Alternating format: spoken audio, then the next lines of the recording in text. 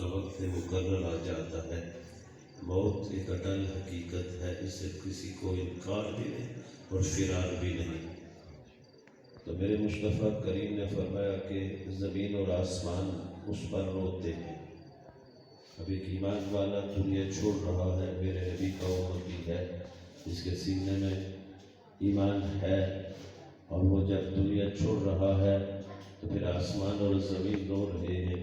میرا رب ان سے پوچھتا ہے کہ اے زمین تو کیوں رو رہی ہے؟ میرا بندہ تھا، میں نے تخلیق کیا، میں نے زندگی عطا کی، آج میں نے اسے واپس اپنی طرف بلا لیا، اس کا وقت پورا ہو گیا جو میں نے لکھا تھا، تو کیوں رو رہی ہے؟ تو زمین کہتی ہے مالک بندہ تو تیرا تھا، لیکن مجھ پر بیٹھ کر تیرا ذکر کیا کرتا تھا، مجھ پر بیٹھ کر تیرا ذکر کیا کرتا تھا، تیری عبادت کیا کرتا تھا۔ آج اس کے بندے کے جانے کے بعد وہ ذکر کرنے والی زبان خاموش ہو گئی ہے، وہ سجدہ کرنے والا بدن جو ہے اب تو نے اپنے پاس بلا لیا ہے۔ میرا مالک کہتا ہے آسمان سے تو کیوں رو رہا ہے؟ بندہ تو میرا تھا، دنیا چھوڑ گیا۔ تو آسمان کہتا ہے مالک بندہ تو تیرا تھا، لیکن اس کے نیک اعمال اس دروازے سے اوپر آیا کرتے تھے۔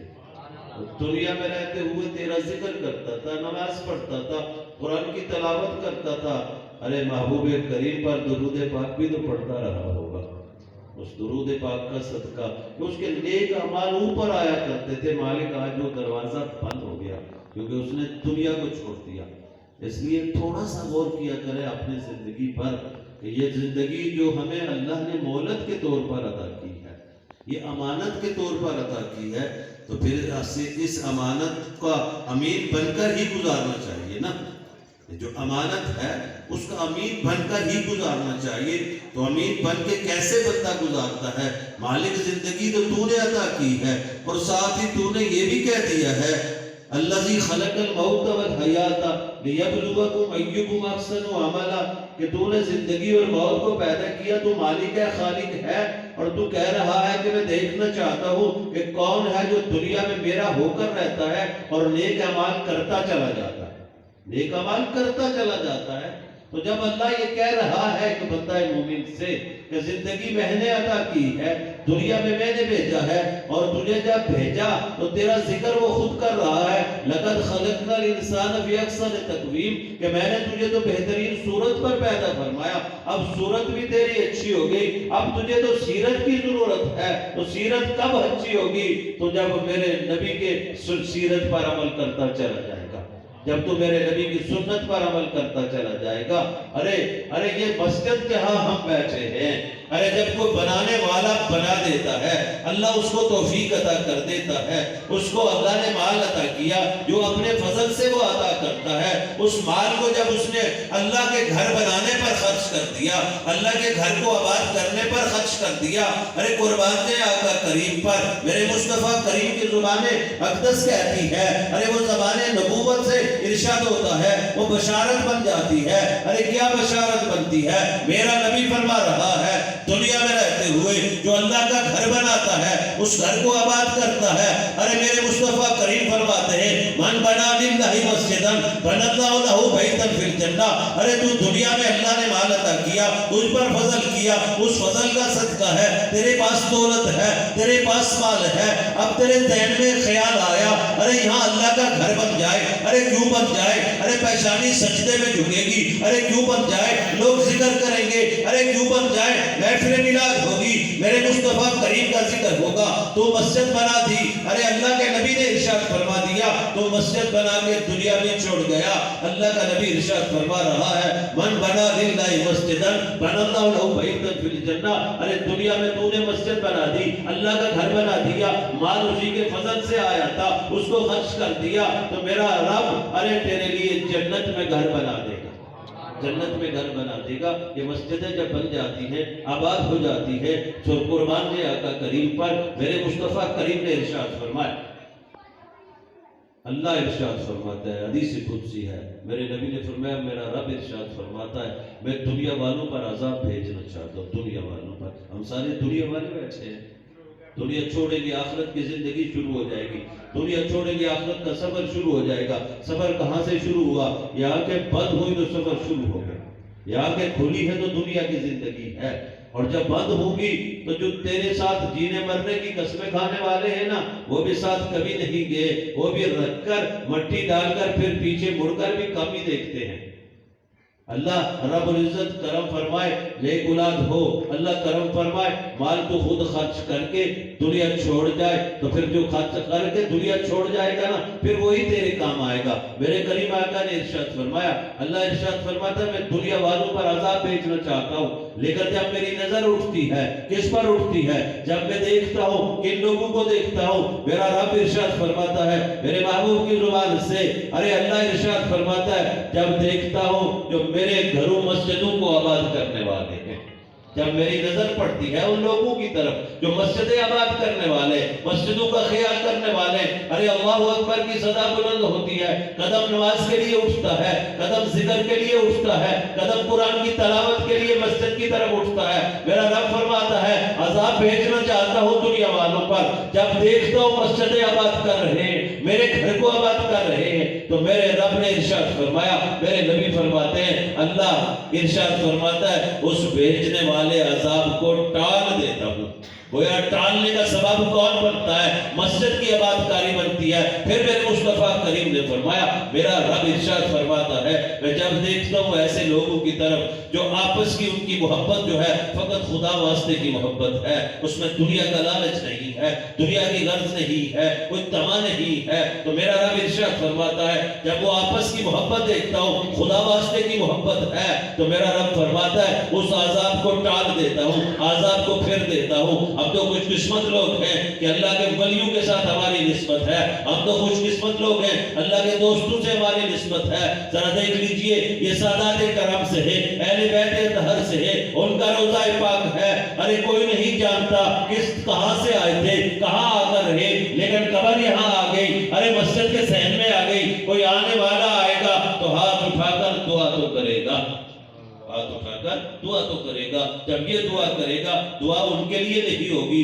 ان کی برکت کی وجہ سے، ان کے درجات کی وجہ سے، ان کے مقام اور مرتبے کی وجہ سے، ارے وہ دعا لوٹ کر تیری مشکلوں کو بھی آسان کرتی چلی جائے گی، تیری مشکلوں کو بھی آسان کرتی چلی جائے گی۔ یہ آپس کی محبت ہے۔ ایک بندہ اٹھتا ہے، گھر سے نکلتا ہے، خیال کیا ہے؟ اللہ کے دوستوں سے ملنے کے لیے جا رہا ہوں، اللہ کے ولیوں سے ملنے کے لیے جا رہا ہوں، راستے میں اللہ رب العزت نے، میرے نبی نے ارشاد فرمایا ایک فرشتے کو اللہ کھڑا کر دیتا ہے، وہ فرشتہ کھڑا ہے، بندہ پاس سے گزرتا ہے، میرے نبی نے فرمایا فرشتہ پوچھتا ہے ارے کہاں جا رہے ہو؟ بندہ کہتا ہے ایک بھائی سے ملنے جا رہا ہوں۔ ارے کیا غرض ہے اس سے ملنے کی؟ کوئی دنیا کا احسان کیا؟ کوئی تیرے ساتھ کوئی مدد کی؟ کہے گا نہیں، ایسی کوئی بات نہیں ہے، فقط خدا واسطے کی محبت ہے، بھائی ہے، اس سے ملنے جا رہا ہوں۔ انما المؤمنون اخوۃ، میرا قرآن کہتا ہے مسلمانوں کا رشتہ کیا ہے؟ بھائی چارے کا رشتہ ہے، دوستی کا رشتہ ہے۔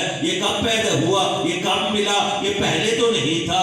ارے اندر قدورتیں تھی، نفرتیں تھی، ماں کی عزت نہیں تھی، باپ کا خیال نہیں تھا، بہن کی عزت نہیں تھی، بیٹی کا مقام نہیں تھا، ارے کسی کو کوئی احترام نہیں تھا، ظلم تھا، جبر تھا، بربریت تھی، بتوں کی پوجا تھی۔ یہ پیشانی اس مالک کے سامنے جھکا نہیں کرتی تھی، پتھروں کے آگے سر کو جھکاتے تھے، ستاروں کی عبادت کرتے تھے، سورج کو خدا مانتے تھے، ارے درختوں کی پوجا کرتے تھے۔ ارے وہ آنے والا آیا جس کا میلاد ہم کر رہے ہیں، جس کی محفل کا انعقاد کر رہے ہیں، وہ میرے مصطفیٰ کریم آئے، اللہ کے محبوب آئے، ماں کو بھی عزت ملی، باپ کو بھی مقام ملا، بیٹی کو بھی عزت ملی۔ یہ پیشانی جو بتوں کے آگے جھکتی تھی، جو خدا مانتی تھی، پتھروں کو، جو ستاروں کو، سورج چاند ستاروں کو خدا مان کر پوجتی تھی، درختوں کو پوجتی تھی، آئے وہ محبوب کریم، آنے کے بعد ارے کلمہ آیا سینے میں، لا الہ الا اللہ محمد الرسول اللہ، تو یہ پیشانی ایک خدا کے سامنے جھکتی چلی۔ سبحان اللہ، تکبیر، اللہ اکبر، رسالت، عظمت و شان مصطفیٰ۔ اس محبوب کا میلاد ہوا، اس محبوب نے اعلان نبوت فرمایا، وہ محبوب مکے میں آیا، مائی آمنہ رضی اللہ تعالیٰ عنہ آپ کی گود مبارک میں اس نور کا ظہور ہوا۔ اس نور کے ظہور کے بعد ارے انسانیت کو بھی معراج ملتی چلی گئی۔ انسانیت کو معراج ملتی چلی گئی. جو سسک رہے تھے، بے آسرا تھے، بے سہارا تھے، محبوب کے آنے سے اللہ نے انہیں سہارا عطا فرما دیا. میرا رب ارشاد فرماتا ہے پھر نظر پڑتی ہے، ارے کدھر نظر پڑتی ہے؟ دیکھتا ہوں لوگوں کی طرف، سحری کو اٹھتے ہیں، تہجد ادا کرتے ہیں، میری بارگاہ میں استغفار کرتے ہیں. میرے نبی نے فرمایا، رب فرماتا ہے میں اس عذاب کو پھیر دیتا ہوں، پھیر دیتا ہوں. مسجدوں کو آباد کیجئے، مسجدوں کا خیال کیجئے. جب آپ کے قدم مسجد کی طرف آئیں گے، حکم خدا بھی ہے، حکم مصطفیٰ بھی ہے. جب عبادت کرتے چلے جائیں گے، ریاضت کرتے چلے جائیں گے. عبادت کیا سکھاتی ہے؟ عبادت تو ادب سکھاتی ہے. عبادت کیا سکھاتی ہے؟ عبادت تعظیم سکھاتی ہے. ایک بندہ آیا، اسے پرواہ نہیں ہے، وضو نہیں کیا، کیا نماز قبول ہوگی؟ نماز کی قبولیت کے پہلے طہارت شرط ہے، پہلے وضو شرط ہے. جب آئے گا اس کے اندر سوچ پیدا ہوگی، خدا کی بارگاہ میں جا رہا ہوں، اللہ وحدہ لا شریک کے سامنے کھڑا ہونا ہے، اس عظیم فرض کو ادا کرنا ہے جو تحفہ معراج ہے. جو محبوب جب شب معراج کے کوئی اور نہیں تھا، ایک خدا، ایک مصطفیٰ. اللہ ارشاد فرماتا ہے ثم دنا فتدلی فکان قاب قوسین او ادنی. اس مقام پر میرے محبوب پہنچتے ہیں، وہ شان اور مقام ہے. جب واپسی ہوتی ہے تو اللہ ایک تحفہ عطا فرماتا ہے. تحفہ کیا ہے؟ ارے نماز کا تحفہ ہے. صلاۃ و معراج المومنین، ارے صلاۃ تو مومن معراج ہے مومنین کی، ایمان والوں کی. بندہ آیا، جب وضو کرے گا خیال پیدا ہوگا اللہ کی بارگاہ میں کھڑا ہو رہا ہوں تو کیا کرے گا؟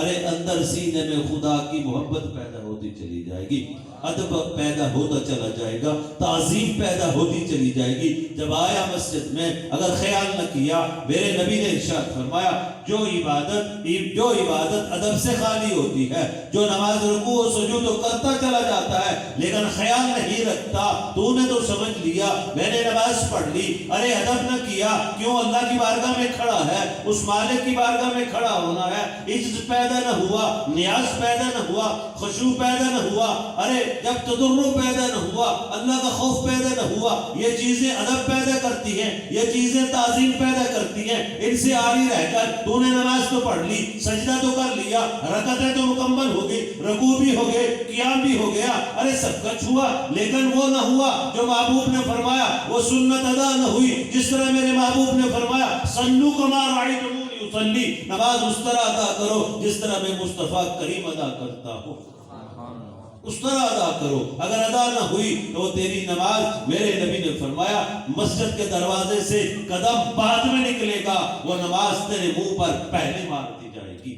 اور پھر جو نماز تو پڑھتا ہے، ارے ادب سے پڑھتا ہے، احترام سے پڑھتا ہے، خوف خدا سے پڑھتا ہے، وہ نماز پڑھ کے فارغ ہوتا ہے، وہ نماز اوپر چلی جاتی ہے. نماز دعا کرتی ہے مالک جس طرح اس نے میرا خیال کیا تو بھی اس طرح اس پر اپنی رحمتوں کا نزول فرما.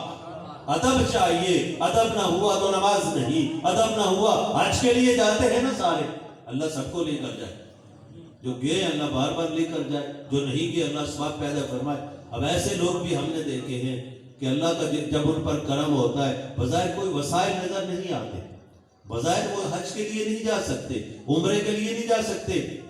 اور کچھ ایسے لوگ یہاں بیٹھے ہیں جب اللہ ان کے دل میں ڈالتا ہے تو پھر وہ جن کے وسائل نہیں ہیں اللہ انہیں بھی مدینہ طیبہ لے جاتا ہے، اللہ انہیں بھی اپنے محبوب کی بارگاہ میں لے جاتا ہے، اللہ انہیں بھی اپنے گھر میں لے جاتا ہے.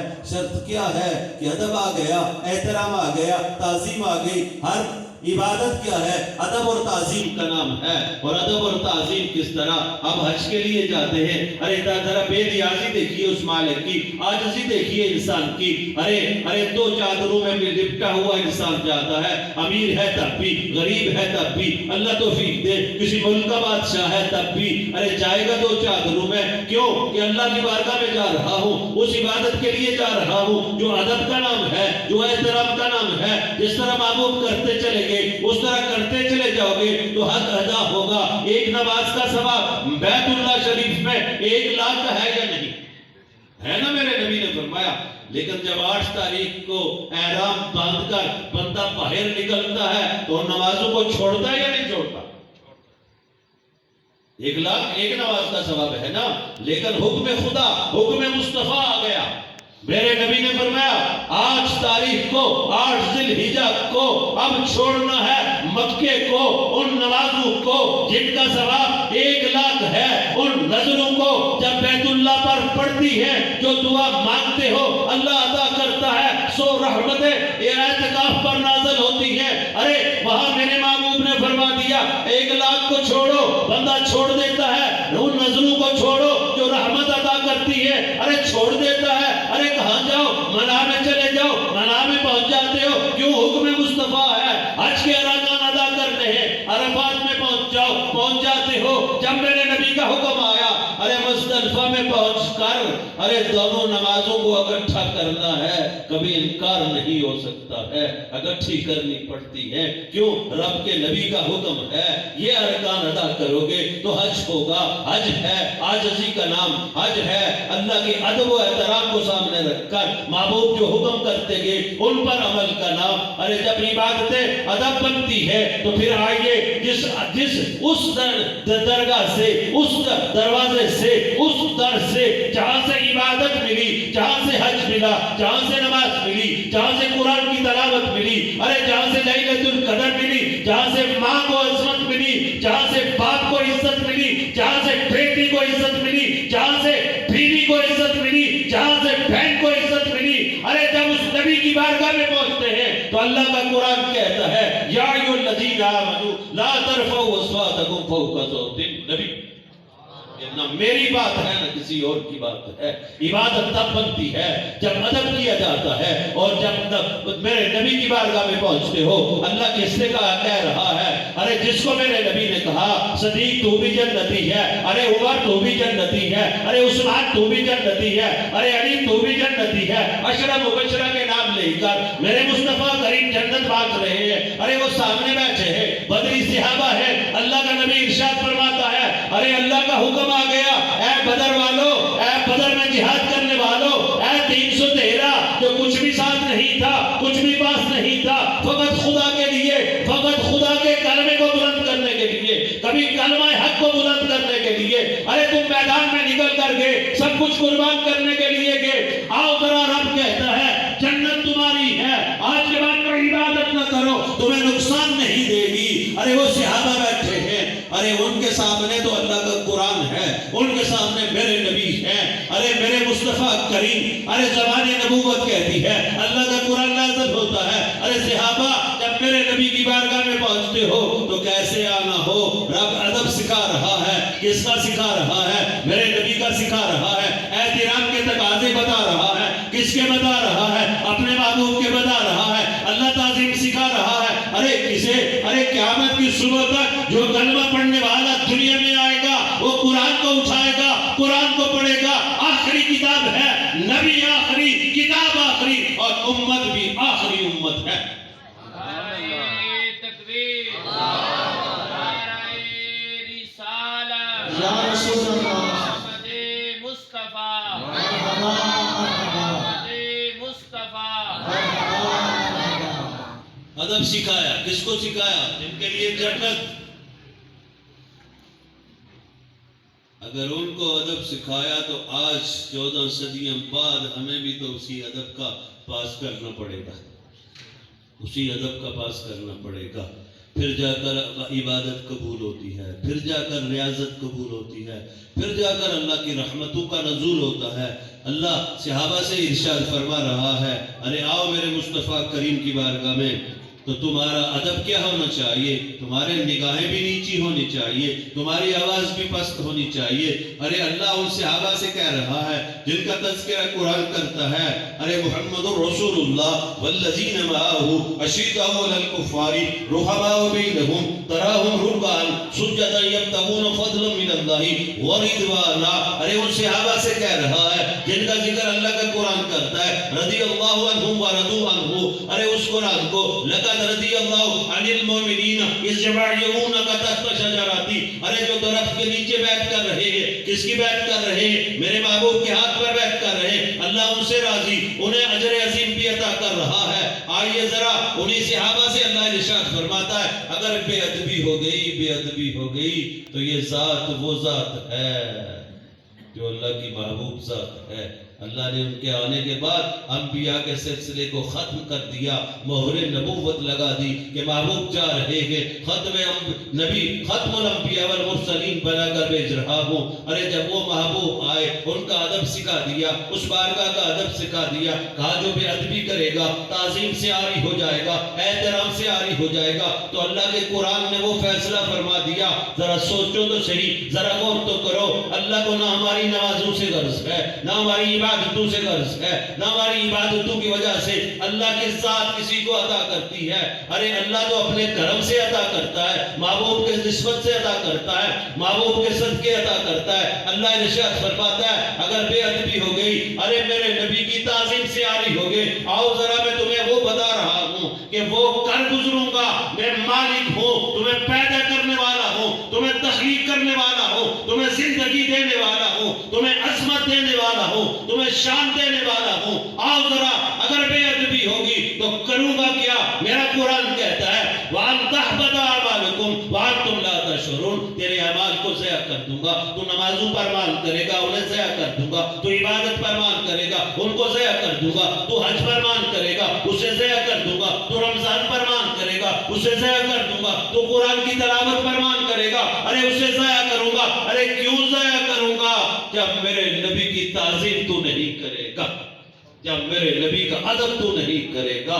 اور پھر صحابہ سے ارشاد فرمایا ان الذین یغضون اصواتهم عند رسول اللہ، پھر ارشاد فرما دیا، پھر کرم فرما دیا، پھر رحمت فرما دی، پھر اعلان فرما دیا۔ کیا اعلان فرمایا؟ وہ جو میرے نبی کا ادب کریں گے، ان الذین یغضون اصواتهم عند رسول اللہ اولئک الذین امتحن اللہ قلوبہم للتقوی لہم مغفرۃ واجر عظیم۔ کہا فقط اجر نہیں، اجر عظیم عطا کروں گا۔ کیا؟ تم میرے نبی کا ادب کرو، تم میرے نبی کا احترام کرو، تم میرے مصطفیٰ کریم کی تعظیم کرو۔ ارے عطا کیا کروں گا؟ تمہارے دلوں کو پرکھ لوں گا اس کسوٹی پر جو ادب کی کسوٹی ہے، جو تعظیم کی کسوٹی ہے۔ جب پرکھ لیا تمہارے دلوں کو، پھر عطا کیا کروں گا؟ بخشش کا بھی اعلان کر رہا ہوں، اجر عظیم کا بھی اعلان کر رہا ہوں۔ جب آداب کی طرف ہم دیکھتے ہیں، اللہ کے نبی ایک صحابی، میرے مصطفیٰ کریم کے ایک صحابی آئے میرے نبی کی بارگاہ،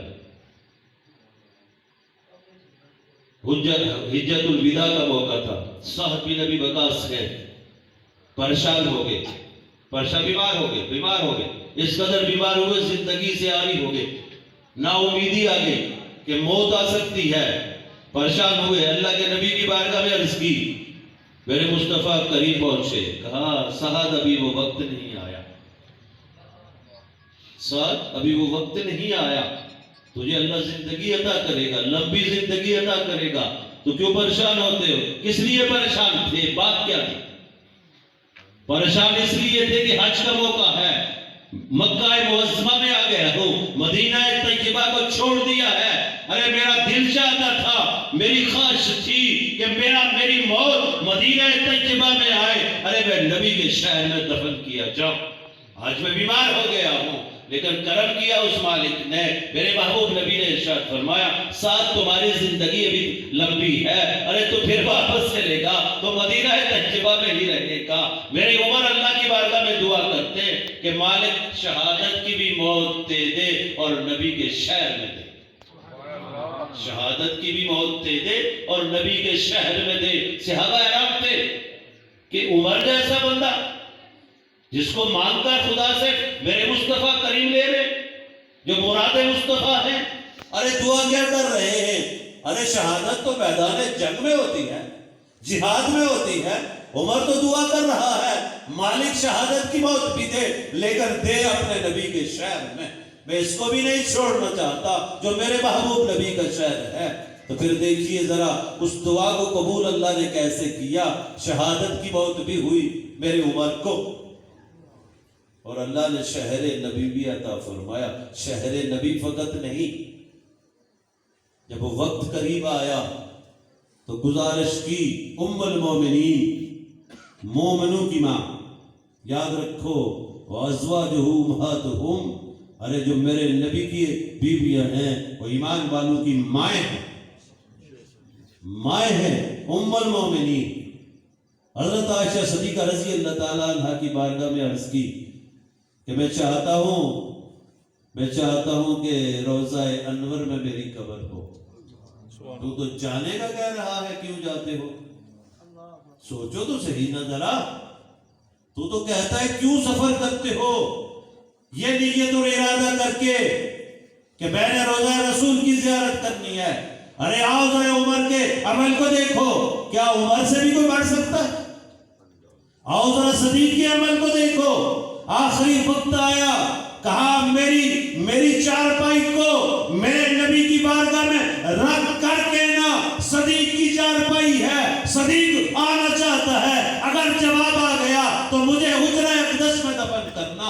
ارے رکھتے ہیں چارپائی کو، جب کہتے ہیں صدیق آگے، ارے میرے مصطفیٰ کریم آواز فرماتے ہیں، ارے اعلان فرماتے ہیں، کہتے ہیں حبیب کو حبیب کے پاس لے کر آؤ، وہ نبی زندہ ہے، واللہ تو زندہ ہے، واللہ تو زندہ ہے، میرے چشم عالم سے چھپ جانے والے۔ ارے عمر کہتے ہیں ارے مجھے بھی وہاں جگہ چاہیے،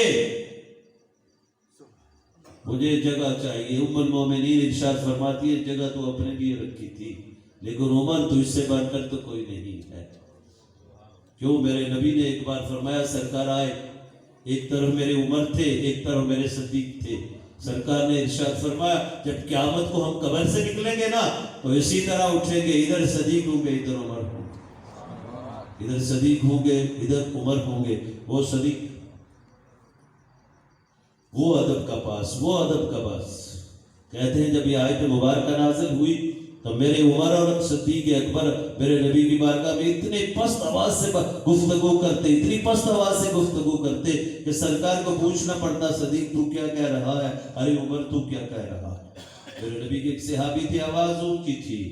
جب یہ آیت مبارکہ نازل ہوئی تو گھر میں بیٹھ کے دروازے بند کر دیے، رونا شروع کر دیا کہ میری آواز تو قدرتاً اللہ نے اونچی رکھی ہے، اور کانوں سے بہرے تھے، اور جو کانوں سے بہرا ہوتا ہے وہ قدرتاً بھی اونچی آواز سے گفتگو کرتا ہے۔ گھر میں بیٹھ کے دروازہ بند کر دیا، میں تو جہنمی ہو گیا۔ ارے کیوں جہنمی ہوئے؟ ارے قرآن نازل ہو گیا۔ وہ نبی کا صحابی، ارے ایک بار نظر پڑے میرے نبی کے چہرہ اقدس پر ایمان کی حالت میں، میرے مصطفیٰ کریم کی نظر اس کے چہرے پر پڑے، ارے قیامت تک کے لیے نہ کوئی قطب، نہ کوئی غوث، نہ کوئی ولی، نہ کوئی ابدال اس صحابی کا مقابلہ کر سکتا ہے۔ اسی لیے ہمارا ایمان اور عقیدہ ہے کہ میرے نبی کا ہر صحابی جنتی ہے، جنتی ہے۔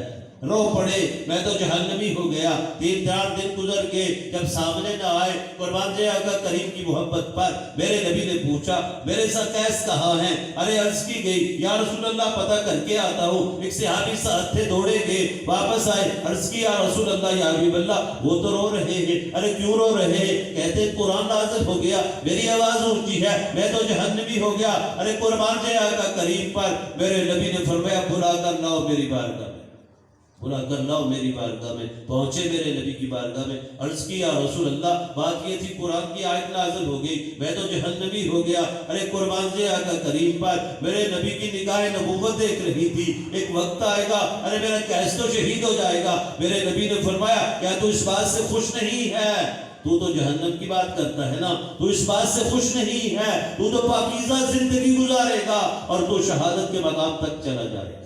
نعرہ تکبیر، نعرہ رسالت، شان صحابہ۔ دوستو یہ جو میلاد کی محفلیں ہیں نا، یہ ہمیں اپنے نبی کا ادب سکھاتی ہے۔ یہ محبت والے لوگ کرتے ہیں، یا اللہ تیرے محبوب کا ذکر کر رہے ہیں، یا اللہ تیرے محبوب کی محفل کا انعقاد کر رہے ہیں۔ ہم میں جو کمیاں ہیں، جو کوتاہیاں ہیں، مالک انہیں معاف فرما، انہیں معاف فرما۔ ارے پھر یاد رکھو جب یہ محبت والے لوگ محفلیں کرتے ہیں نا تو پھر اس محبت کے تقاضے بھی ہیں۔ تقاضے کیا ہیں؟ جو اللہ کا قرآن کہتا ہے کہ میرے محبوب کی اتباع بھی کیا کرو، میرے محبوب کی سنت پر عمل کیا کرو۔ کیوں محبوب نے فرما دیا من حب سنتی فقد حبنی، من حبنی فکان معی فی الجنہ۔ جو میری سنت سے محبت کرنے والا ہے، میں مصطفیٰ کریم سے محبت کرتا ہے، اور جو میں مصطفیٰ کریم سے محبت کرتا ہے، میرے نبی نے اعلان فرما دیا کہ فقط جنت نہیں کہا، آج جنت میں میرا ساتھ بھی عطا ہوگا۔ اس لیے سنتوں پر عمل کیا کرو. گھر میں چھوٹی چھوٹی سنتوں پر عمل کیا جاتا ہے, اللہ اجر و ثواب کے پہاڑ عطا فرما دیتا ہے. کیوں کہ اس زمانے میں ایک سنت کو اگر زندہ کر دیا تو 100 شہیدوں کا ثواب ملتا ہے. اور جب میرے مصطفیٰ کریم نے فرمایا یہ نماز میری آنکھوں کی ٹھنڈک ہے, تو تیرا قدم نماز کے لیے اٹھنا چاہیے. میرے محبوب نے فرمایا اگر تیرا پڑوسی بھوکا سو گیا تو اپنے ایمان کی خیر منا, تو حج کے لیے چلا جائے, تو عمرے کے لیے چلا جائے. تیرا پڑوسی بھوکا رہ گیا تو مت سوچ تیرا حج اور عمرہ قبول ہوگا جب تک تو پڑوسی کا خیال نہیں کرے گا, پڑوسی کی خبر گیری نہیں رکھے گا. تیرا رب تیرا نبی کبھی تجھ سے راضی نہیں ہوگا. یاد رکھو صلہ رحمی کا بڑا مقام ہے.